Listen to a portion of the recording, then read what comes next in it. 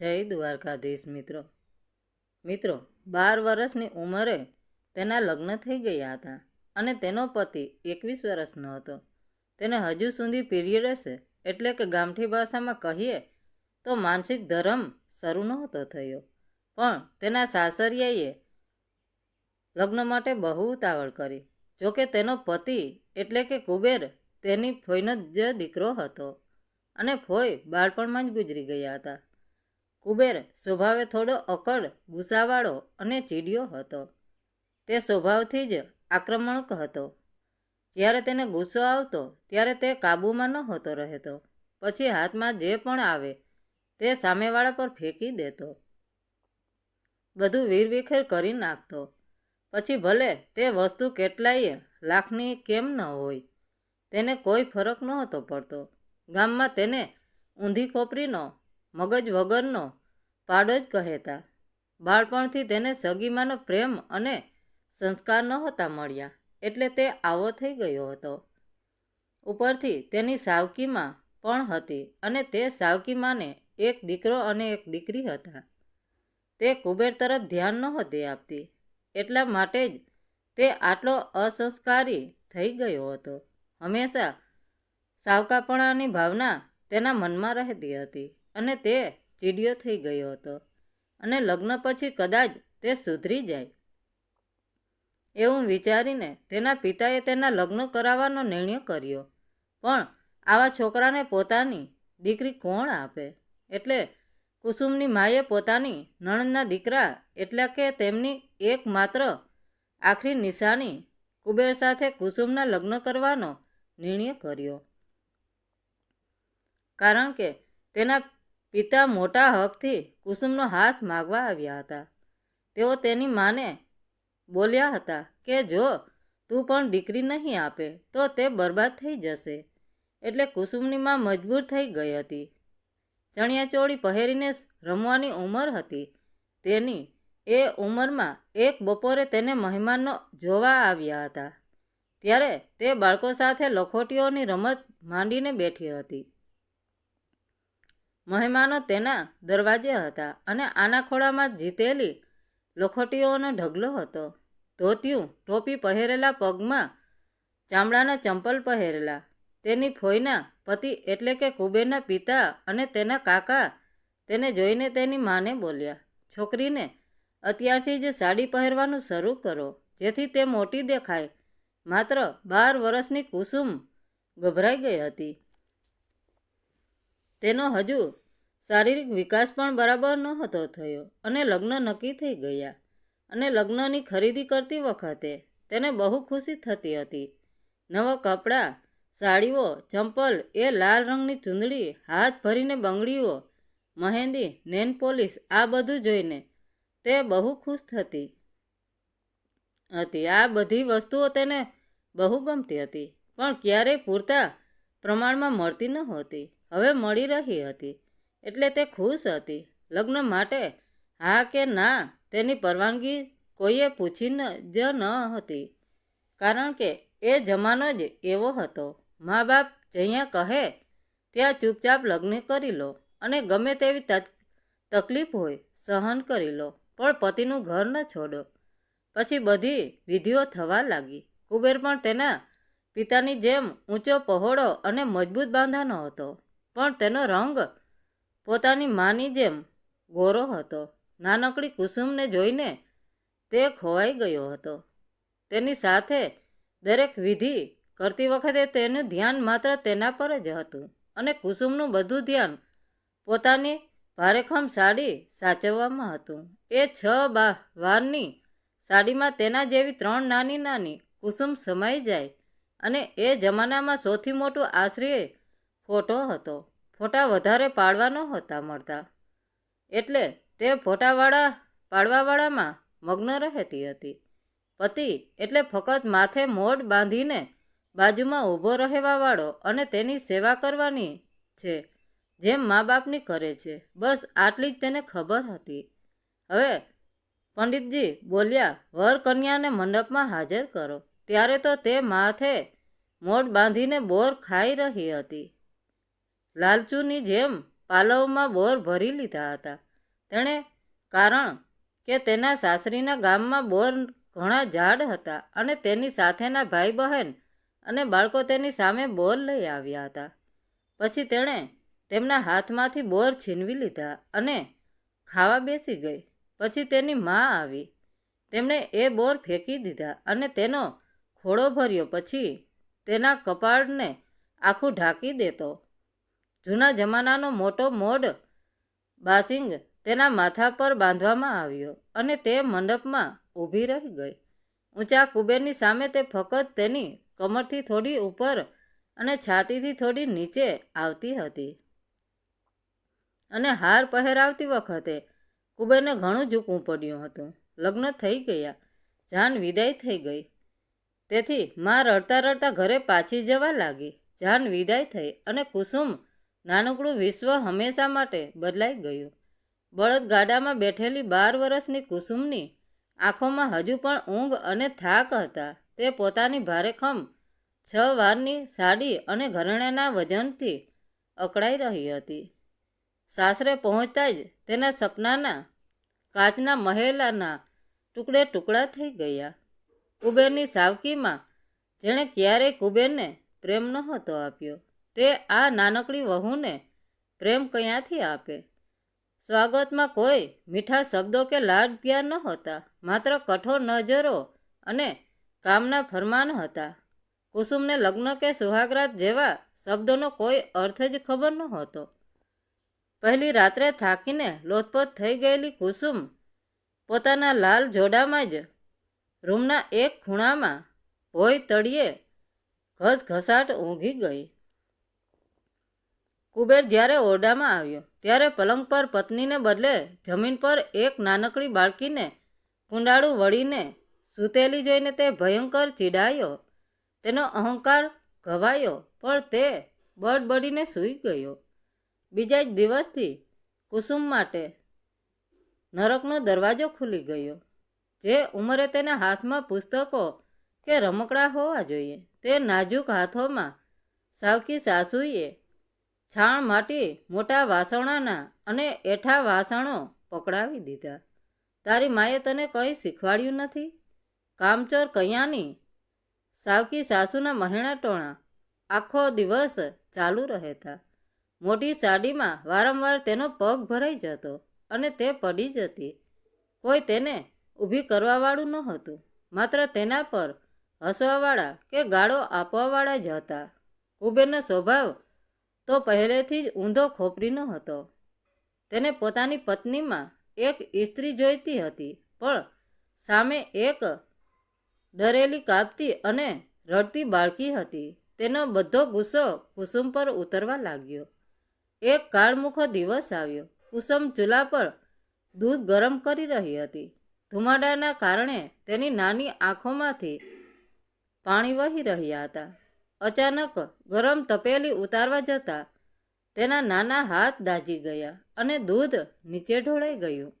દૂધ ઢોળવાનો અવાજ સાંભળીને સાવકી સાસુ દોડી આવી અને અપશબ્દો બોલવા લાગી. બરાબર એ જ સમયે કુબેર ખેતરથી કોઈ વાત પર ગુસ્સે થઈને આવ્યો હતો. તેણે પોતાની સાવકી માને બરાડતી જોઈ કુબેરની આંખોમાં લોહી ઉતરી આવ્યું. તેણે એ પણ ન જોયું કે કુસુમના હાથ દાઝી ગયા છે. તેણે ખૂણામાં પડેલો બાવળનો એક જાડો દંડો ઉપાડ્યો. તારી તો અકલ જ ઘાસ ચરવા ગઈ છે, એમ કહીને તેણે એ દડો પૂરી તાકાતથી નાનકડી કુસુમની પીઠ પર ફટકાર્યો. કુસુમની એક આકાશ ફાટી નાખે તેવી ચીસ નીકળી ગઈ. માં, ઓ મારી માં, મને બચાવ. માં, મારે ઘરે જવું છે, મને બહુ વાગે છે. પણ કુબેર રોકાયો નહીં. તેના પોતાના જીવનની બધી નિરાશા અને ક્રોધ એણે એ નાનકડા નિર્દોષ શરીર પર ઉતારી દીધો. કુસુમ જમીન પર પડીને પોતાના દાઝેલા હાથોથી પોતાનો બચાવ કરતી રહી, પણ નંડાનો વરસાદ ચાલુ રહ્યો. આખરે તે બેભાન થઈ ગઈ. જ્યારે તેને ભાન આવ્યું ત્યારે રાત પડી ગઈ હતી. અંધારા કોઠારમાં તે એકલી પડી હતી. તેના નાજુક શરીર પર મોટા લાલ અને ભૂરા ચાંભા પડી ગયા હતા. પીડા એટલી હતી કે તેનાથી એક પડખું પણ ફરી શકાતું નહોતું. અંધારામાં ડુસકા ભરતી કુસુમને આજે પહેલીવાર સમજાયું હતું કે જેને તે નવા કપડાં, મહેંદી અને લાલ ચૂંદડી સમજીને હરખાતી હતી, તે હકીકતમાં તેના બાળપણને અને તેની જિંદગીને બધી બાંધી દેનારી લોખંડની ગરમ સાંકળો હતી. એ રાત્રે એ કોઠારમાં માત્ર એક બાળકી જ નહોતી રડી રહી, પણ એની અંદરનું હસતું રમતું બાળપણ હંમેશા માટે મરી ચૂક્યું હતું. કોઠારના એ ભેજવાળા અંધારામાં ક્યારેય સવાર પડી તેની કુસુમને ખબર જ ન પડી. આખી રાત દર્દથી કણસતી એ નાનકડી જીવડી હવે તાવથી ધગધગી રહી હતી. પીઠ પર પડેલા ડામ અને સોળ હવે કાળા પડી ગયા હતા. બહારથી સાવકી સાસુનો કરકસ અવાજ હજુ પણ આવી રહ્યો હતો. આ મહારાણી હજુ કેટલી વાર સૂઈ રહેશે? ઘરમાં કામનો ઢગલો પડ્યો છે અને આ નવાબી ભોગવે છે, પણ કુસુમમાં ઊભા થવાની તો શું, આંખ ખોલવાની પણ તાકાત નહોતી. ત્યાં જ કોઠારનો અડધો તૂટેલો દરવાજો ધીમેથી ખુલ્યો. પાડોશમાં રહેતા વૃદ્ધ પાર્વતી કાકી છાનામાના અંદર આવ્યા. તેમના હાથમાં એક વાટકી હતી જેમાં હળદર અને ઘીનો લેપ હતો. કુસુમની દયનીય હાલત જોઈને એ વૃદ્ધ જીવની આંખોમાંથી પણ ચોધારા આંસુ વહી પડ્યા. કાકીએ ધીમેથી કુસુમની પીઠ પર લેપ લગાવવાનું શરૂ કર્યું. લેપનો સ્પર્શ થતાં જ કુસુમ સહેજ સળવળી અને અર્ધ બેભાન અવસ્થામાં બબડી, માં, મને ઘરે લઈ જા, મારે અહીં નથી રહેવું. પાર્વતી કાકીએ પોતાના ફાટેલા પાલવથી કુસુમના કપાળ પરથી પરસેવો લૂછ્યો અને ભારે હૈયે બોલ્યા, બેટા, દીકરીઓનો અવતાર જ પારકા ઘરનું પાણી ભરવા માટે થાય છે. આજ તારું નસીબ છે. હવે તારે પથ્થર બનીને જીવતા શીખવું પડશે. થોડા દિવસો વીત્યા.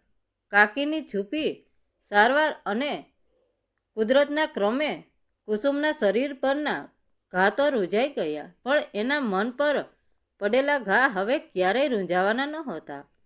હવે તે ધીમે ધીમે પથારીમાંથી ઊભી થઈને ફરી ઘરના કામોમાં જોતરાઈ ગઈ. પણ આ કુસુમ પેલી કલબલ કરતી હસતી રમતી 12 વર્ષની બાળકી નહોતી. માર અને અપમાનની તેની અંદરનો જીવ કાઢી લીધો હતો. તે હવે એક જીવતા રોબોટ જેવી બની ગઈ હતી. સાવકી સાસુ કાંઈ પણ બોલે તે નીચી મૂંડી રાખીને સાંભળી લેતી. કુબેર ઘરે આવે ત્યારે તે કોઈ ડરેલા પશુની જેમ ખૂણામાં સંકોચાઈ જતી. તે કુબેરના ગુસ્સાના નમૂનાઓને હવે ઓળખવા લાગી હતી. કઈ વાત પર તે ભટકે છે, કઈ વાત પર વસ્તુઓ ફેંકે છે, તે બધું જ તે સમજી ગઈ હતી. કુસુમે આત્મરક્ષણ માટે મૌનનું હથિયાર અપનાવી લીધું હતું. તે ન કોઈની સામે જોતી, ન કોઈને ફરિયાદ કરતી. તેના પિતા કે ભાઈ ક્યારેય તેને મળવા આવ્યા નહીં, કારણ કે એ જમાનામાં દીકરીને સાસરે વળાવ્યા પછી પિયરિયાવાળા બહુ દખલ કરતા નહીં. એક બપોરે જ્યારે ઘરમાં બધા સૂતા હતા ત્યારે કુસુમ વાડામાં ગઈ. એણે પોતાની પોટલીમાંથી પેલી કલરની લખોટીઓ કાઢી જે તે પોતાના લગ્નના દિવસે પિયરથી છુપાવીને લાવી હતી. તેણે વાડાના એક ખૂણામાં માટી ખોદી અને એ બધી લખોટીઓ તેમાં દાટી દીધી હતી. ઉપર થોડી માટી વાળીને તેણે પોતાના બાળપણને કાયમ માટે દફનાવી દીધું. લખોટીઓ દાટતી વખતે તેની આંખોમાં એક પણ આંસુ ન હતું. તેની નજર હવે શૂન્ય અને પથ્થર જેવી કઠોર થઈ ગઈ હતી. 12 વર્ષની ઉંમરે તે સમય કરતાં 10 વર્ષ મોટી થઈ ગઈ હતી. તેણે સમજી લીધું હતું કે આ નરકમાં જીવવું હશે તો હૃદયને મારી નાખવું પડશે. મિત્રો, યુવાનનો ઉંમરો અને વેદનાનો સમય કોઈની માટે ઊભો રહેતો નથી, ન તો સુખમાં કે ન તો દુઃખમાં. વાડામાં લખોટીઓ સાથે પોતાના બાળપણને દાટી દીધા પછી કુસુમ માટે દિવસ અને રાત માત્ર એક યાંત્રિક ચક્ર બની ગયા હતા. જોત જોતામાં 3-4 વર્ષ વીતી ગયા. 12 વર્ષની એ ડરી ગયેલી બાળકી હવે 15-16 વર્ષની કિશોરી બની ગઈ હતી. છાણ માટી, ખેતરનું કામ અને સાવકી સાસુના મેણાટોણાએ તેના શરીરને કઠોર તો બનાવી દીધું હતું, પરંતુ તેના ચહેરા પરની એ નિર્દોષતા હવે કાયમ માટે ગાયબ થઈ ગઈ હતી. તેની આંખોમાં હવે કોઈ સપના નહોતા, માત્ર એક શૂન્યતા હતી. કુબેરનો ગુસ્સો હજુ પણ એવો જ હતો. વાત વાતમાં હાથ ઉપાડવો અને ગાળો આપવી એ તેનો રોજનો ક્રમ હતો, અને કુસુમ માર ખાઈને પણ ચૂપચાપ સહન કરી લેતી, જાણે તેને હવે પીડા થતી જ ન હોય. અને પછી એક દિવસ કુસુમના જીવનમાં એ શારીરિક પરિવર્તન આવ્યું, જેનો ઉલ્લેખ લગ્ન વખતે થયો હતો. કુસુમને પહેલીવાર માસિક ધર્મ પીરિયડ શરૂ થયો. એ જમાનામાં અને એ ગામડામાં રિવાજ મુજબ તેને 5 દિવસ માટે ઘરના એક અંધારા ખૂણામાં અલંગ બેસાડી દેવામાં આવી. તેને કોઈ વાસણ કે વ્યક્તિને અડવાની મનાઈ હતી. પણ આ 5 દિવસોમાં કુસુમે સાવકી સાસુની આંખોમાં એક વિચિત્ર ચમક જોઈ. જે સાસુ કાયમ તેને કામચોર કે અભાગણી કહેતી, તે પડોશની સ્ત્રીઓ સાથે ધીમા અવાજે વાતો કરતી હતી. હાસ, હવે છોકરી મોટી થઈ ગઈ છે. હવે કુબેરનો વંશ આગળ વધશે અને ઘરમાં પારણું બંધાશે. આ શબ્દો સાંભળીને ખૂણામાં બેઠેલી કુસુમના શરીરમાંથી લખલખું પસાર થઈ ગયું. તેને વંશ કે પારણાની કોઈ સમજ નહોતી, પણ તેને એટલી ખબર પડવા લાગી હતી કે હવે તેની જિંદગીમાં એક નવી અને ભયાનક ફરજ ઉમેરવામાં જઈ રહી છે. 5મો દિવસ પૂરો થયો. કુસુમને માથું ધોડાવવાની ને પવિત્ર કરવામાં આવી. રાત પડી ત્યારે સાવકી સાસુએ તેને બાવળનું દાંતણ અને એક લાલ સાડી આપીને કહ્યું, આજે કુબેરના ઓરડામાં જજે, અને હા, હવે તું બાળકી નથી. તારો ધર્મ નિભાવજે, નહીંતર કુબેરનો મિજાજ તું જાણે જ છે. કુસુમના પગ જાણે જમીન સાથે જકડાઈ ગયા હતા. જે ઓરડામાં તેને બાવળના દંડાથી ઢોર માર મારવામાં આવ્યો હતો, ત્યાં જતાં જ તેનું આખું શરીર ધ્રુજવા લાગ્યું. તે ધીમે ધીમે પગલે ઓરડામાં ગઈ. કુબેર પલંગ પર બેઠો હતો.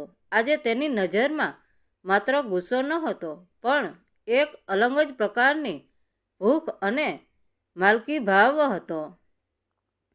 આવ અહીં, કુબેરે પોતાના કર્કશ અવાજમાં આદેશ આપ્યો. કુસુમ ચૂપચાપ પલંગની એક બાજુ બેસી ગઈ. તે રાત્રે બંધ દરવાજા પાછળ કોઈ પ્રેમ નહોતો, કોઈ સમજણ નહોતી, માત્ર એક અસંસ્કારી અને આક્રમક પતિ દ્વાર પોતાની પત્નીના શરીર પર હક જમાવવાની ક્રિયા હતી.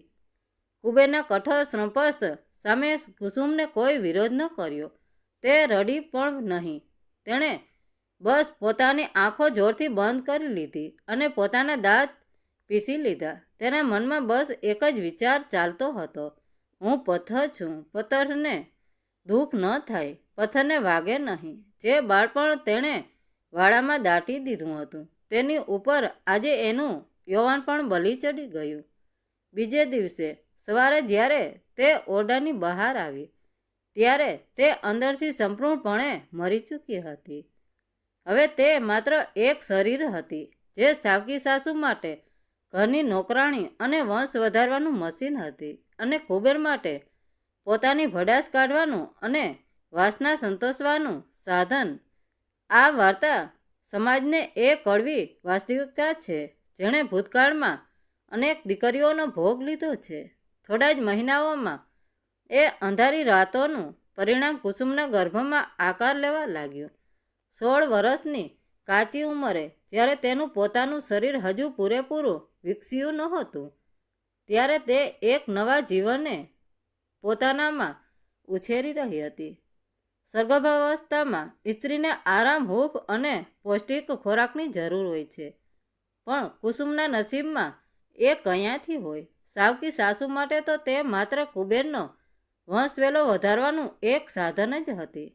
તેના ભાગના કામમાં કોઈ જ ઘટાડો નહોતો થયો. છાણ વાસિંદુ કરવું, મોટા વાસણો માંજવા, બળબડાતા તાપમાં કૂવેથી પાણીના બેડા ભરી લાવવા બધું જ યથાવત હતું. પોષણના અભાવે અને સતત કામના થાકથી તે ઘણીવાર ચક્કર ખાઈને પડી જતી. પણ સાસુના કડવા મહેણા, આ તો બધાને થાય, કંઈ તું એકલી થોડી જણવાની છે, ઢોંગ કરવાનું બંધ કર, તેને પરાણે ઊભી કરી દેતા. કુબેરને પણ આ વાતથી કોઈ ખાસ ફરક નહોતો પડ્યો. તેનો ગુસ્સો અને ચીડિયો સ્વભાવ એવો જ રહ્યો હતો. ગર્ભવતી પત્ની પ્રત્યેની કોઈ નરમાશ કે લાગણી તેના અહંકારી અને પથ્થર જેવા હૃદયમાં નહોતી. આખરે 9 મહિના પૂરા થયા અને એક ભયાનક પીડાનો દિવસ આવ્યો. ગામની દાયણને બોલાવવામાં આવી. આખી રાત કમકમાટી ભરી પીડા અને દુષ્કાવો વચ્ચે કુસુમ મોત સાથે જંગ લડી રહી હતી. કાચા શરીરે બાળકને જન્મ આપવો એ તેના માટે અસહ્ય હતું.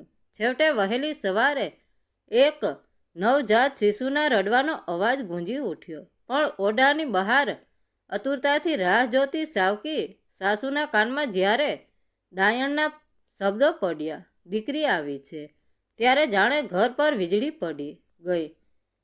અભાગણી પહેલા ખોળે જ પથ્થર જણ્યો. મારા કુબેરનો વંશ કોણ આગળ વધારશે? સાસુએ માથું કૂટતા આખા ફળિયામાં બરાડા પાડવાનું શરૂ કરી દીધું. દીકરી જન્મી છે એ સાંભળીને કુબેર પણ ગુસ્સામાં કંઈ પણ બોલ્યા વગર કે પોતાની પત્ની અને બાળકીનું મોં જોયા વગર જ સીમમાં જતો રહ્યો. અંદર જૂના ખાટલા પર લોહી લુહાણ, અશક્ત અને અર્ધ બેભાન અવસ્થામાં પડેલી કુસુમની બાજુમાં એ નાનકડી દીકરી રડી રહી હતી. કોઈએ એને કપડામાં લપેટવાની પણ તકદી નહોતી લીધી. કુસુમે અત્યંત મુશ્કેલીથી પોતાના કાપતા હાથ લંબાવ્યા અને એ રડતી દીકરીને પોતાની છાતી સરસી ચાપી દીધી. વર્ષોથી જે આંસુ તેની આંખોમાં સુકાઈ ગયા હતા, જે લાગણીઓ વાડામાં લખોટીઓ સાથે દફન થઈ ગઈ હતી, તે આજે બંધ તૂટતા વહી નીકળી. તે ચોધારા આંસુએ રડી પડી. પણ આ આંસુ પોતાની શારીરિક પીડા કે સાસુના મહેણાના નહોતા. આ આંસુ એ ભયના હતા કે જે નરકમાંથી તે પોતે પસાર થઈ છે, જે માર અને અપમાન તેણે સહન કર્યા છે. શું કાલે ઉઠીને આ નાનકડી માસૂમ જીવડીને પણ એ જ સહન કરવું પડશે? શું આ ઘરમાં આ દીકરીનો પણ એ જ અંજામ થશે? દીકરીના જન્મથી કુસુમની અંદર વર્ષોથી મરી ગયેલી એક સ્ત્રી તો ન જાગી, પણ એક મા જરૂર જાગી ઉઠી.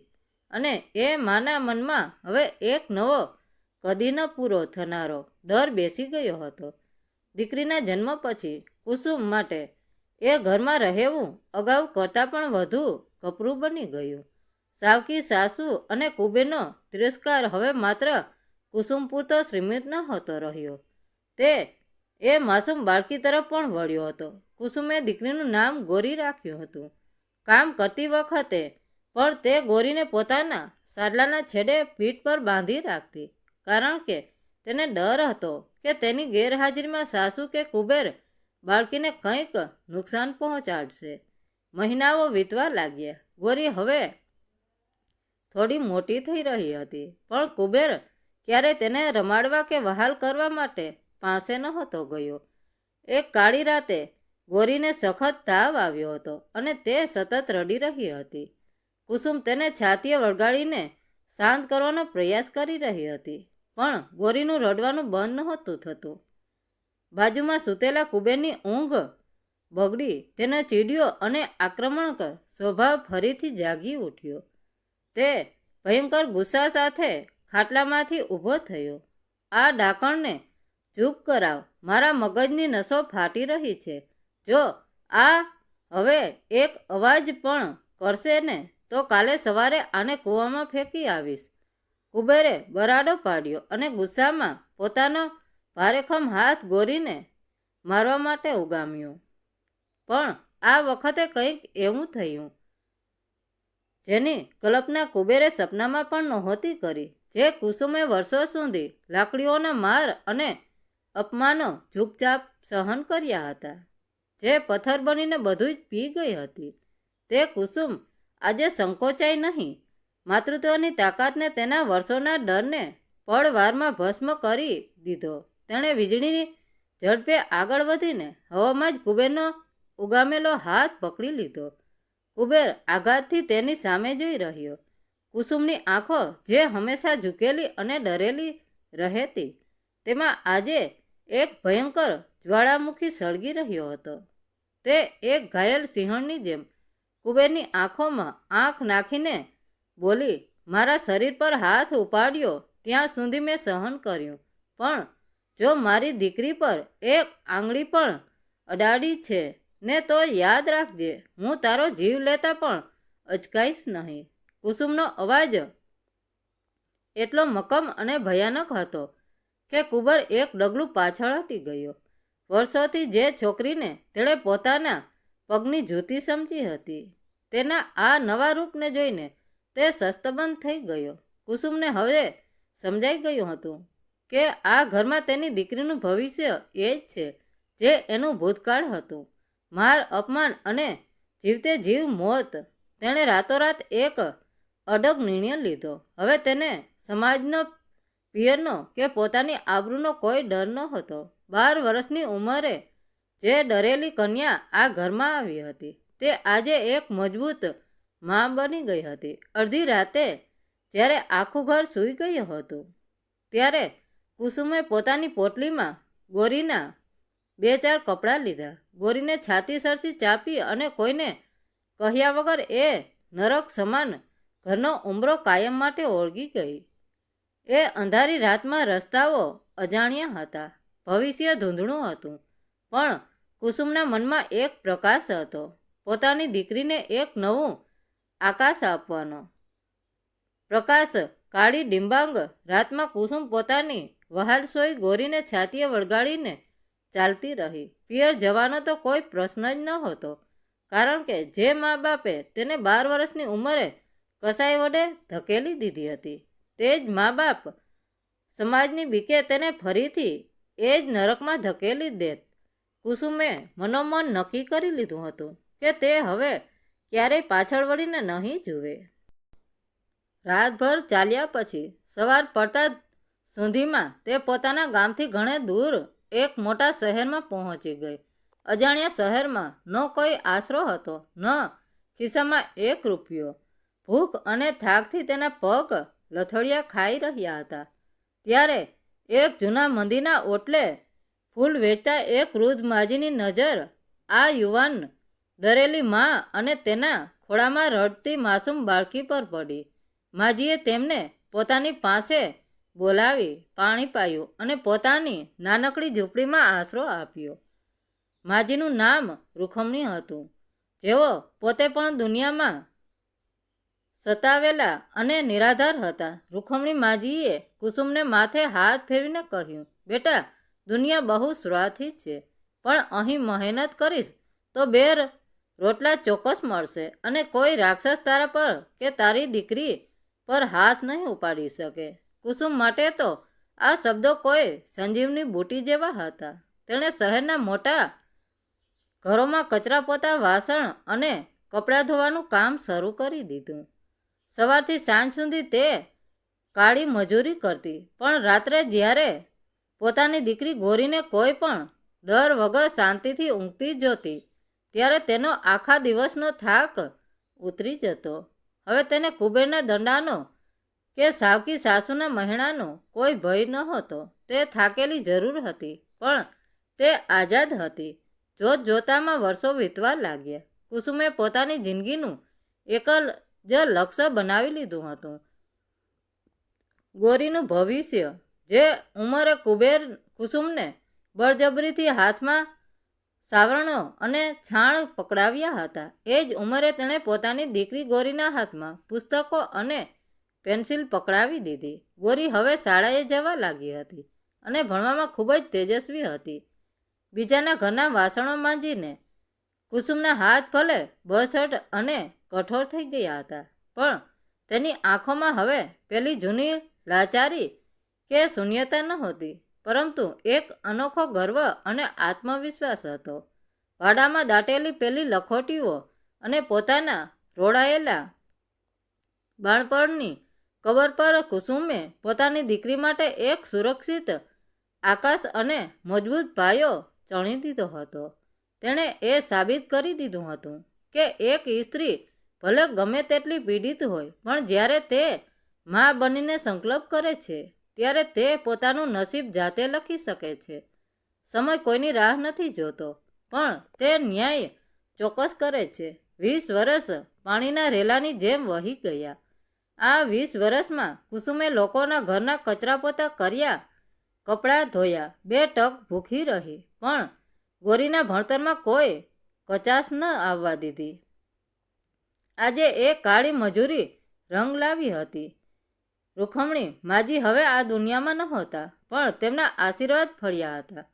ગોરી હવે માત્ર એક ભણેલી ગણેલી યુવતી નહોતી, પણ પોતાની મહેનતથી પાસ થઈને આખા જિલ્લાની કડક, ઈમાનદાર અને સન્માનિત ડેપ્યુટી કલેક્ટર બની ગઈ હતી. જે કુસુમના હાથ ક્યારેય છાણ અને વાસણોથી ખરડાયેલા રહેતા, તે જ હાથોમાં આજે સોનાની બંગડીઓ હતી.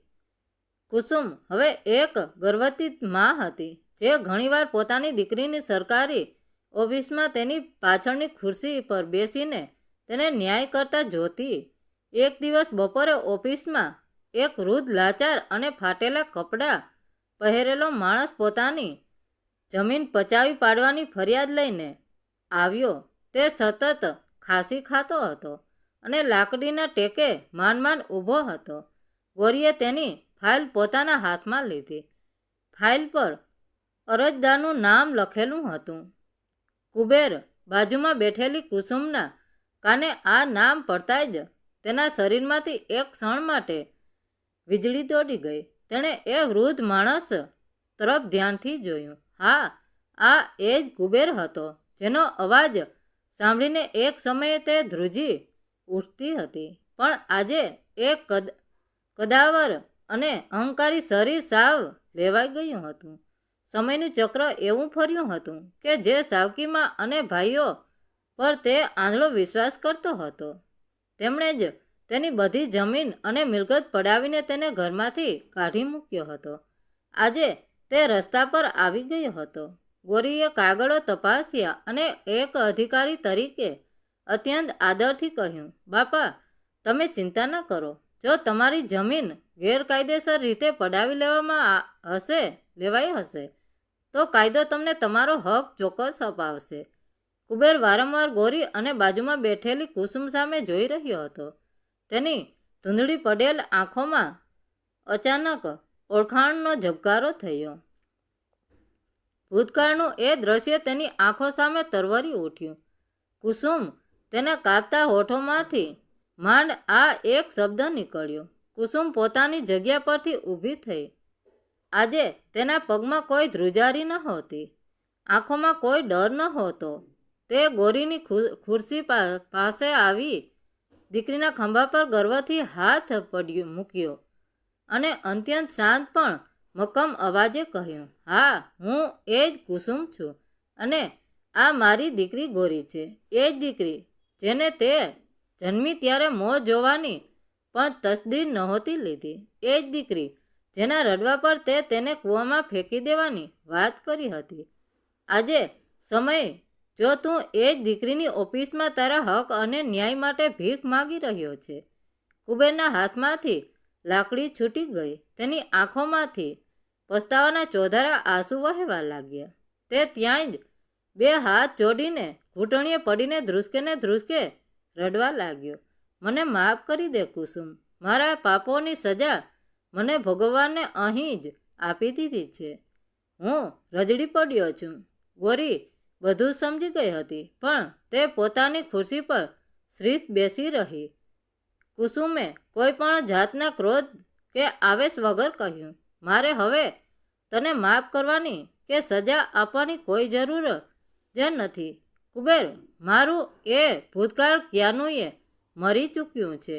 મારી દીકરી એક સાચી અને ન્યાયપ્રિય અધિકારી છે. તે તારું કામ અને તારી મદદ એક અરજદાર તરીકે કાયદા પ્રમાણે ચોક્કસ કરશે, પણ અમારા જીવનમાં કે અમારા ઘરમાં તારા માટે કોઈ જગ્યા નથી. આટલું કહીને કુસુમે ગૌરી સામે શ્રીમત કર્યું. ગૌરીએ ફાઇલ પર સહી કરીને પોતાના સ્ટાફને કુબીરને કાયદેસરની મદદ કરવાનો આદેશ આપ્યો.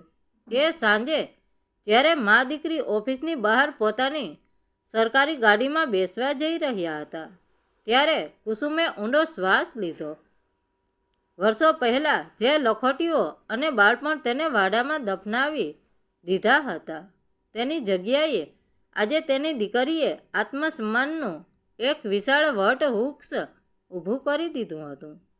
આજે કુસુમ માત્ર એક મા નહોતી, પણ પોતાના અસ્તિત્વની લડાઈ જીતી ચૂકી હતી. એક સાચી યોદ્ધા હતી. આ વાર્તા અહીં પૂર્ણ થાય છે. આશા છે કે એક સ્ત્રીના સંઘર્ષ, માતૃત્વની તાકાત અને સમયના ન્યાયની આ વાર્તા તમને હૃદય સ્પર્શી અને પ્રેરણાદાયક લાગી હશે. તો મિત્રો, કોમેન્ટ કરીને જરૂર જણાવજો. ધન્યવાદ મિત્રો. રાધે રાધે. જય દ્વારકાધીશ મિત્રો.